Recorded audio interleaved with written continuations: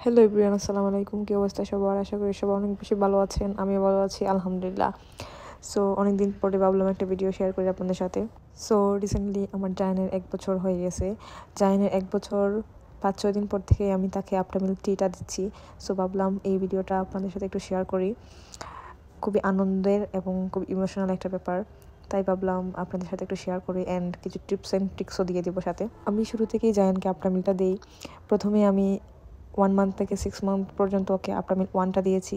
6 মান্থের পর থেকে 1 বছর পর্যন্ত আমি ওকে 2টা দিয়েছি এবং এখন তার 1 বছর ক্রস হয়ে গেছে, যার কারণে এখন আমি তাকে আফটার মিল্ক 3টা দিই। এটা হচ্ছে একটা টুলডার মিল্ক অ্যান্ড আফটার মিল্কটা কিন্তু খুবই ভালো এবং ইউকের একটা ফেমাস ফর্মুলা মিল্ক। আমার বাচ্চা যেহেতু ফুল ফর্মুলার উপরেই ডিপেন্ডেড, সো আমার প্রচুর ফর্মুলা মিল্ক লাগে।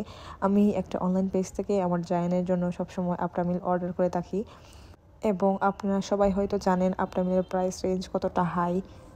অনেক আপুদের কমপ্লেন থাকে যে বাচ্চা ফর্মুলা খেতে চায় না। আমার বাচ্চাও প্রথম ফর্মুলা একদমই খেতে চাইতো না। তারপর যখন ওকে আমি আফটার মিল্কটা দিই, ও কিন্তু রিজেক্ট করে নাই। অ্যান্ড অনেক অনেক মায়েদের কমপ্লেন থাকে যে ফর্মুলাতে বাচ্চার পেটে সমস্যা হয়, গ্যাসের সমস্যা হয়। আলহামদুলিল্লাহ আমার বাচ্চাকে আমি 1 বছর যাবৎ খাওয়াচ্ছি, ওর কোনো ধরনের কোনো প্রবলেম হয়নি।